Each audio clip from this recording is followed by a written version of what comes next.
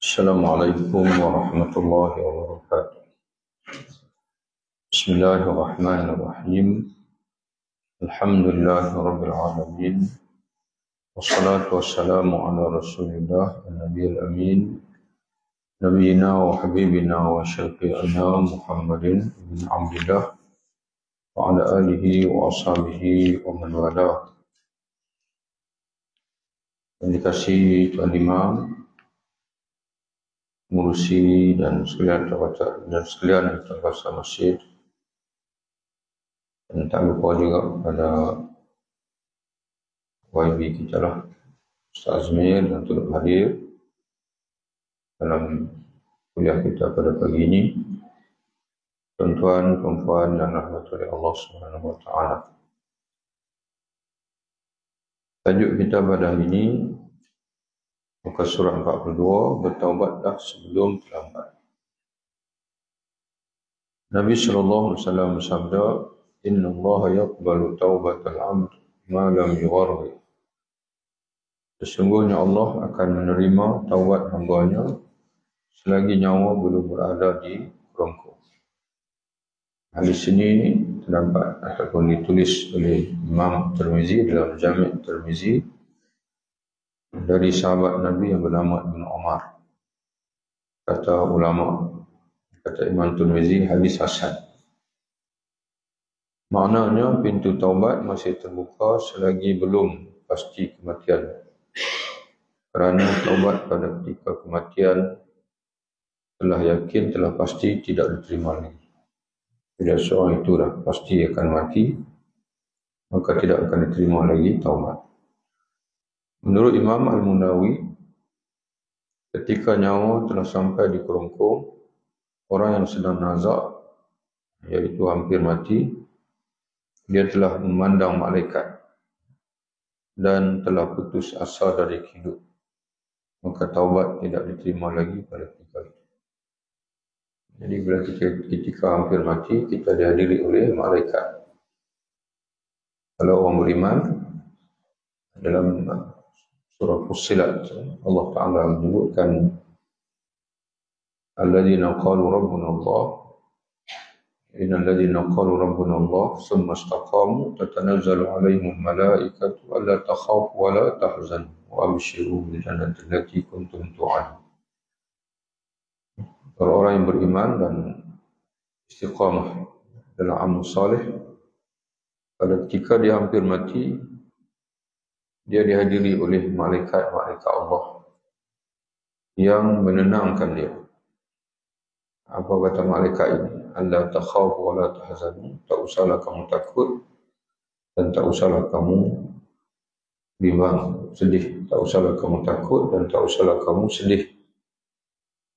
Baliknya bergembiralah dengan surga yang telah janjikan kepada kamu. Jadi tuan-tuan sekalian, mana bila kita hampir mati ini, ada setengah orang kata memandang, tapi sebenarnya memandang itu, kalau tengok pada hadis Nabi, roh apabila keluar akan diekor oleh mata. Jadi memandang itu lebih kepada dia tengok roh dia nak keluar daripada tubuh. Jadi mana dia tengok roh dia lah, mata dia tengok. Berpisahlah kita. Jadi sekarang tuan-tuan sekalian, kita tengah hidup ni ada dua kawan lah. Orang Melayu kata jiwa raga. Jiwa berkawan dengan raga. Ini tubuh ni raga, jiwa tu roh. Nanti bila mati nanti berpisah. Jiwa dan raga ni berpisah. Roh dengan jasad berpisah. Jadi kata Nabi SAW, roh apabila keluar akan diekori oleh mata. Mata tengok ya roh keluar. Jadi sebab itu mata terbuka.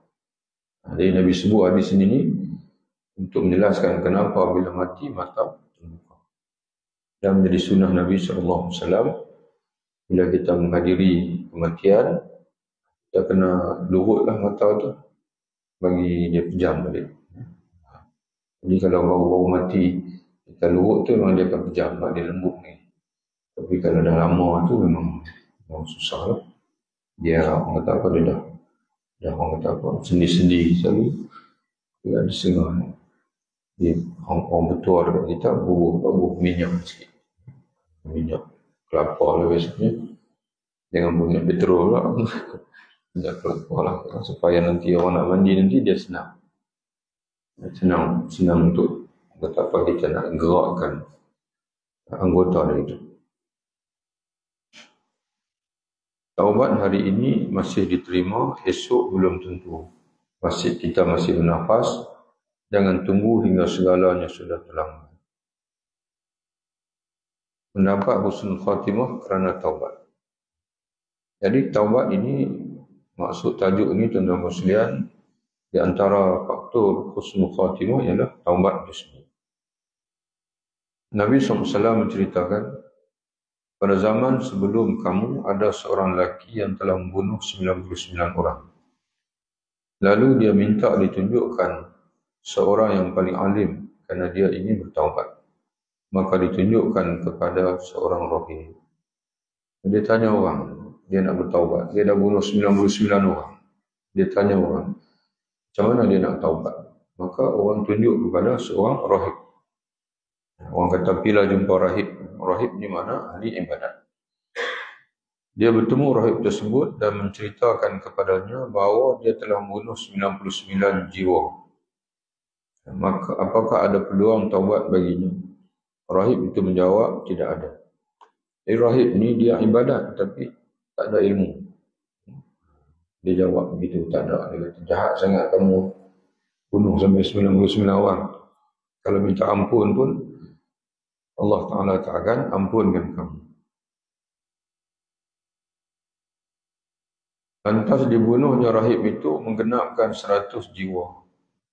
Jadi 99 saja dah jadi 100. Padan dengan rahib itu dah tak tahu jawab juga. Jadi sebab itu dalam satu hadis Nabi pernah sebut sallallahu alaihi wasallam, fa inna shifa'al 'aini as-su'al. Ubat bagi orang yang tak tahu ialah tanya. Yang bukan pandai-pandai. Nabi sebut hadis ini dia berkait dengan satu kisah yang lain. Apabila beberapa orang sahabat Nabi radhiyallahu anhum, mereka dalam satu tugas yang dihantar oleh Nabi SAW, lalu salah seorang daripada mereka terjatuh. Kepala dia kena batu sehingga luka. Dan dikatakan pecah kepala dia tu. Bila tiba waktu sembahyang, dia pun tanya kawan-kawan lain, saya ni macam mana? Kepala luka, boleh tak nak tayamum? Lalu kawan-kawan lain kata tak boleh. Ayat ada tak boleh tayamum. Jadi mereka faham, kata tayamum ni untuk tak ada ayat saja. Padahal tayamum ni boleh juga untuk sakit. Tayamum untuk ketika sakit yang tidak diizinkan menggunakan air. Bawa beramal, kawan mereka tu mati. Bila sampai kepada Nabi SAW, maka Nabi kata, aku berlepas tangan daripada apa yang kamu lakukan kepada saudara kamu. Sesungguhnya ubat penyelesaian bagi orang yang bertanya-tanya, mana orang yang tidak pasti, adalah soal bertanya, bukan dengan kamu memberi fatwa. Jadi sepatutnya mereka tak pasti maka tanya dulu. Jadi selamatlah, mudah-mudahan kawan mereka. Tapi bawa pada maut.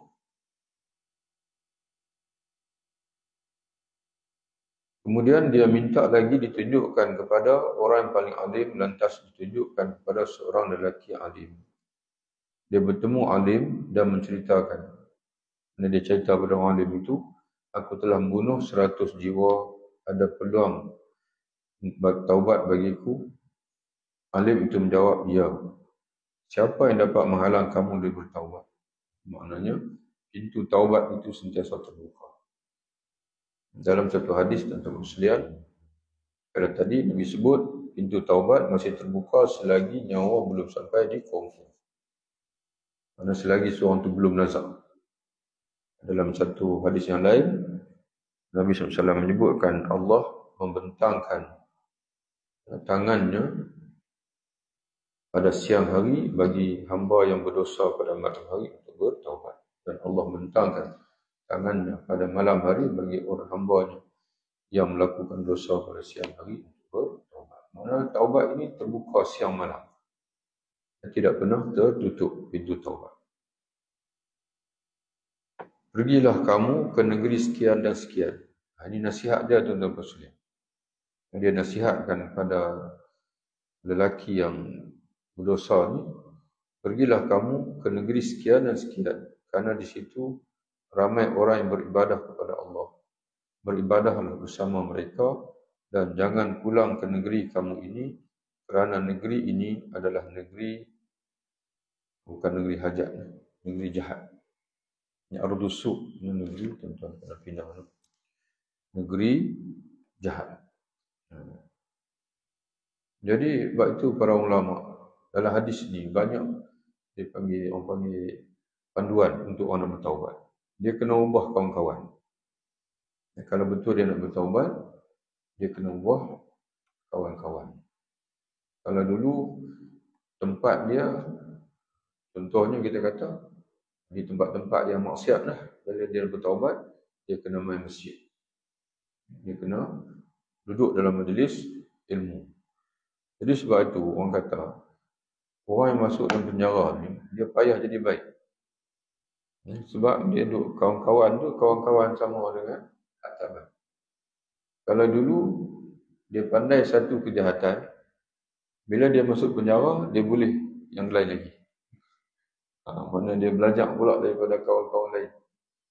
Ada yang masuk tu sebab mencuri, ada yang masuk tu sebab merompak, ada yang masuk tu sebab dia panggil apa lagi, membunuh dan sebagainya. Jadi dia belajar pula. Tapi alhamdulillah kita patut tengok penjara zaman sekarang ni, dia ada ustaz dia, kemudian ada pengasingan. Jadi sebab tu kita tengok ada orang yang dia bila keluar dari penjara itu, dia menghafal Quran, dan dia dia dah mula buat perubahan dalam diri. Jadi sepatutnya begitulah. Ia pun bertolak ke negeri yang disyorkan oleh alim tadi. Namun bila tiba separuh perjalanan, kematian datang menjemputnya. Maka berebutlah dua kumpulan malaikat ingin mengambil jenazahnya. Malaikat rahmat dan juga malaikat azab. Malaikat rahmat berkata, ini malaikat rahmat pun nak ambil dia. Dan malaikat azab pun nak ambil dia juga. Malaikat rahmat kata apa? Malaikat rahmat kata dia sedang menuju ke daerah untuk bertaubat. Dia tampil dengan hati yang ikhlas pada Allah. Jadi aku yang kena ambil dia. Walaupun dia belum sampai lagi ke negeri baik itu, tapi dia dah dalam perjalanan. Malaikat azab pula berkata, dia belum beramal sedikit pun dengan amal baik. Tak ada beramal pun lagi. Lalu datang seorang malaikat menyerupai manusia dan menjadi pendamai antara mereka berdua, menjadi pengadil.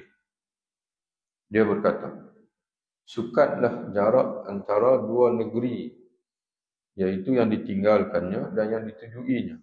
Maka mana yang lebih hampir dengan jenazah? Ini pun tuan-tuan pindah juga. Bukan maka, mana.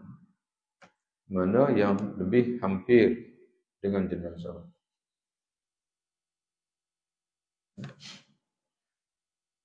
Mana yang lebih dekat, maka ia miliknya.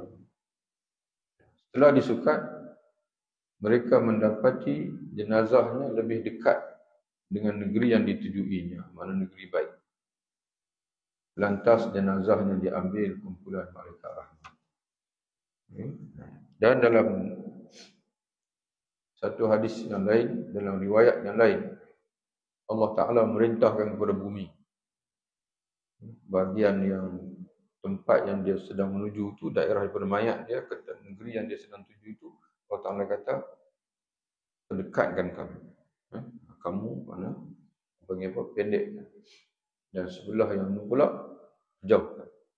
Jadi tuan-tuan sekalian, kita faham beginilah. Allah Subhanahu Wa Taala, kalau hamba dia ini ingin menuju kepada dia, dia akan tolong kita.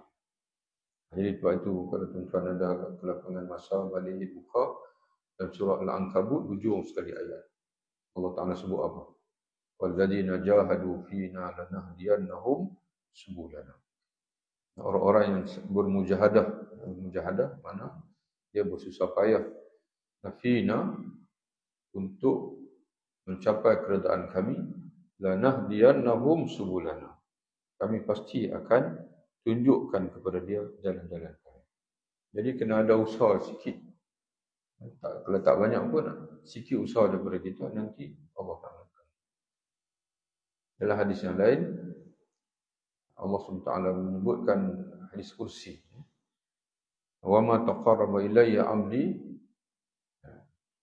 tidak hamba aku, idza taqarraba 'abdi ilayya bisyibrin atau kama qala Nabi sallallahu alaihi wasallam. Kalau hamba aku, kata Nabi, dia mendekatkan dirinya kepada aku sejengkal, taqarrabtu ilaihi zira'an, aku akan mendekatkan diriku kepadanya sehasta. Kemudian Nabi sebut lagi, kalau dia datang kepada aku berjalan, aku akan menuju kepadanya berlari. Jadi begitu tuan-tuan sekalian. Jadi beginilah, bila hamba ni, bila dia walaupun tak ada buat amalan apa lagi, dia baru berjalan menuju ke tempat negeri yang baik itu, nak duduk bersama dengan orang yang beribadat kepada Allah, kerana dia mengikut nasihat alim ini, maka Allah Ta'ala tolong dia. Dan dia mati dengan mati yang baik, sebab jenazah dia, mayat dia diambil oleh malaikat rahmat. Cerita di atas memberi pengajaran kepada kita bahawa sesiapa bertaubat dan mati di atas taubat tersebut, Allah akan beri rezeki kepadanya dengan husnul khatimah, kerana dia akan dibangkitkan nanti sebagai seorang yang bertaubat dari segala dosa. Sebagaimana sabda Nabi SAW sebelum ini, siapa mati atas sesuatu, dia akan dibangkitkan Allah di atasnya. Macam mana kita mati, kita akan bangkit semacam itu. Sekalipun dosamu setinggi langit, jangan putus asa ya rahmat Allah. Husnul khatimah masih mungkin untukmu, asalkan engkau segera bertaubat dengan hati yang tulus. Jadi sebab itu Nabi SAW sendiri dia sebut, dia kata, dia beristighfar dan bertaubat kepada Allah SAW tidak kurang daripada 70 kali. Dan ada hadis menyebutkan sehingga 100 kali. Jadi istighfar tu dia kena bermain di mulut kita. Lepas sembahyang Nabi ajak kita apa? Lepas salat. Di masjid pun ada di depan. Dalam rumah tak ada. Yang tu. Tak dapat Jadi kira tu salat tu. Jadi lepas sembahyang apa dia? Istighfar 3 kali. Istighfar 3 kali. Kemudian lepas tu Allahumma antas salam wa minkas salam. Tabarakta ya dzal jalali wal ikram. Cuma orang timbul tanda tanya istighfar tu macam mana? Ada yang kata astaghfirullah saja. Cakap tu pendek tu saja. Tapi astaghfirullah saja yang pendek itu, dia bukan datang dari Nabi. Yang tu daripada rawi. Orang tanya rawi tu. Tak ingat nama apa rawi tu, orang tanya dia. Nak istighfar macam mana? Dia kata astaghfirullah. Dia bukan daripada Nabi SAW. Jadi sebab itu, wallahu a'lam, ini pendapat pribadilah. Jangan tuan duk lagau-lagau pula. Payah zaman lah ni orang kita ni. Dia suka lagau-lagau sama ustaz. Dia tak tengok. Tak betul itu. Ustaz Nan kata macam ni. Kita tak maksud begitu. Kita tak maksud nak sebut kata Ustaz Nur yang sebut kata istighfar ni takat tu saja, astagfirullah saja. Kita tak maksud kata yang tu tak betul. Tapi tuan-tuan sekalian, Nabi beristighfar 3 kali. Mana asalkan istighfar itu ada dalam nas, yang panjang ke yang pendek ke, maka boleh belakang. Kalau yang panjang apa? Astaghfirullahalazim. Atau astaghfirullahalazim. Yang panjang lagi, astaghfirullahalazim wa atubu ilaihi. Atau yang panjang lagi, Astaghfirullahalazim allazi la ilaha illa huwal hayyul qayyum wa atubu ilaih. Al-hayyul qayyum boleh, al-hayyul qayyum boleh. Ya. Kalau dulu kita biasa baca al-hayyu al-qayyum. Yang mutakhir ni pula orang kata tak betul. Al-hayyal, kata yang betulnya al-hayyal al-qayyum. Ya. Tapi kalau Imam Asy-Syaukani rahimahullah, dia kata dua-dua boleh. Dari segi nahu tak salah. Dua-dua. Cuma dari segi ketepatan itu bergantung bertarjih para alim ulama. Kemudian tuan-tuan sekalian, istighfar yang paling baik iaitu yang diajar oleh Nabi SAW pagi petang. Pagi baca, petang baca, iaitu Sayyidul Istighfar. Allahumma anta rabbi la ilaha illa anta khalaqtani wa ana 'abduka wa anta musta'an ila akhir. Kita tengoklah Sayyidul Istighfar. Baca pagi kata Nabi. Kalau mati pada hari itu, dia akan masuk surga. Siapa yang baca petang, kalau dia mati malam tu, kata Nabi SAW, dia akan masuk surga. Dan cuma ada ulama dia baca sebelum subuh. Ada ulama untuk pagi dia baca sebelum subuh. Sebab apa tuan-tuan sekalian? Sebab dalam ada ayat Quran Allah Taala sebut orang bertakwa wabil ashari hum yastaghfirun. Pada waktu sahur mereka beristighfar. Jadi waktu sahur tu waktu mana? Waktu sebelum subuh. Waktu yang terbaik kita makan sok tu lah. Itu dia waktu sahur. Waktu tu kalau kita nak puasa, kita makan sahur. Dan masa yang sama, waktu yang paling baik untuk istighfar. Sa'astaghfirullakum Rabbi. Nabi Yaqub AS, bila dah hujung ending, kalau tuan-tuan tengok dalam surah Yusuf, anak-anak dia yang orang kata apa, yang pakat untuk pakat untuk buang Nabi Yusuf dalam telaga tu, akhir hujung sekali mereka dah menyesal. Mereka mengakui kesilapan mereka terhadap adik mereka tu. Dan mereka minta pada wahai ayah, dan mereka minta kepada Nabi Yaqub AS, wahai ayah, tolonglah minta ampun untuk kami kepada Allah. Lalu Nabi Yaqub kata apa? Sa'astaghfirullah. Ya, aku akan minta ampun untuk kamu. Dia tak minta ampun lala tu, tapi dia kata aku akan minta ampun untuk kamu. Kata oleh ulama dan tafsir, maknanya dia menunggu saat sebelum subuh. Dia menunggu saat yang paling mustajab untuk minta ampun, iaitu sebelum subuh. Tapi tuan-tuan kena beza dua pula.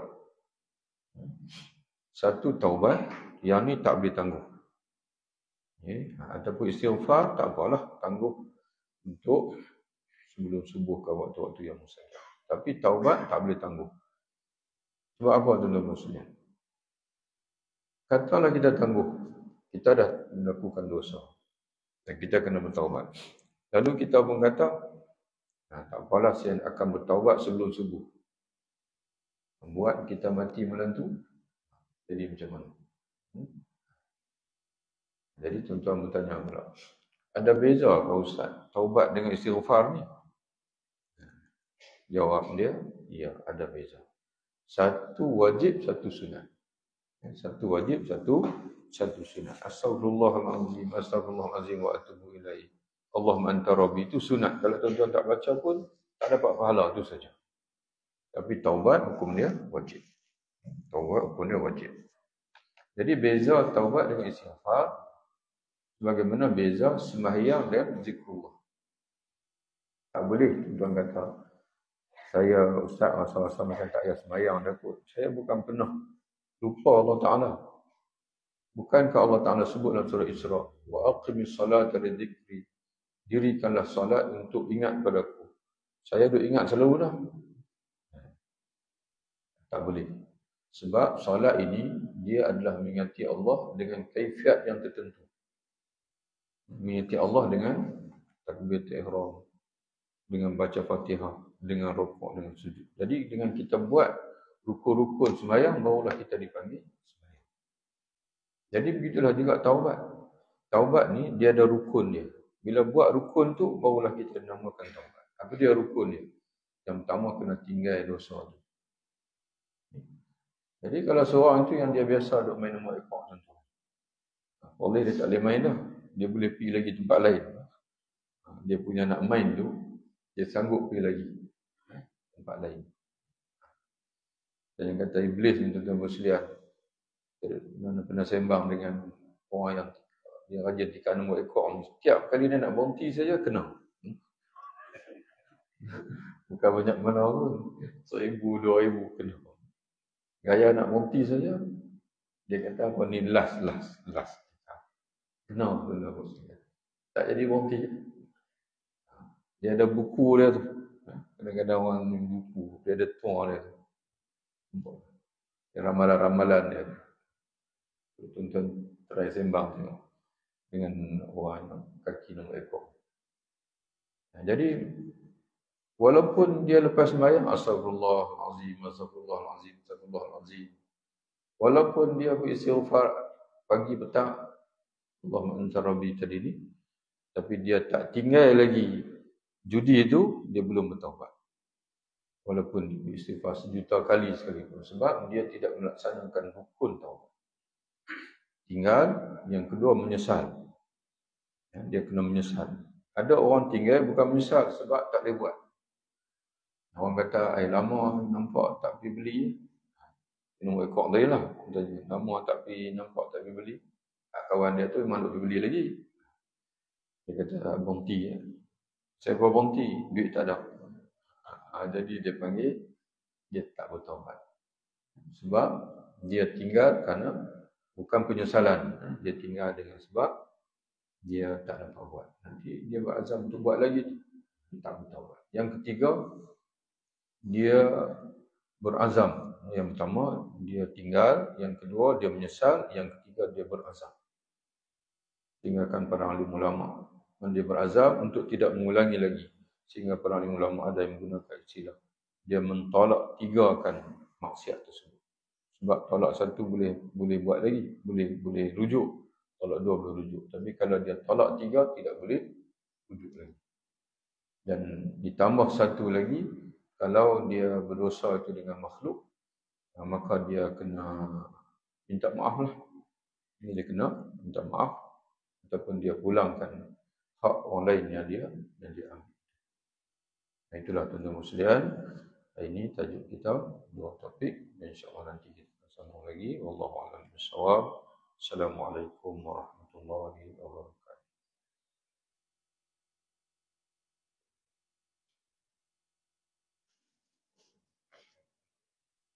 Boleh buat pengumuman sikit kot. Yang pertama, sebagaimana kita sebutlah, setiap bulan di Dewan Masjid Tuan-Tuan sekalian ni, kita ada kuliah Jumaat. Untuk bulan ni sempena dengan bulan Rabiul Awal ini, kuliah kita akan baca Syama'il Muhammadiyah. Kita tak baca keseluruhan lah, kita baca tajuk-tajuk yang sesuai, yang agak sejam.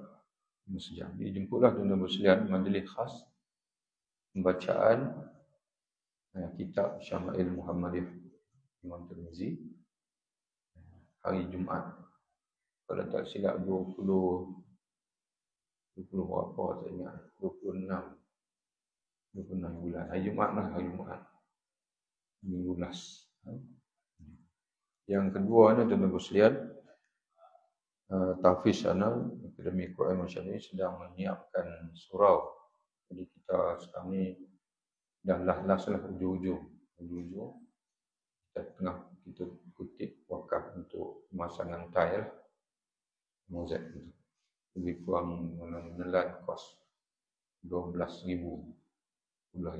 Dia lebih kurang luasan itu 40 kali 50. 40 kali 50. Lebih sikit lah.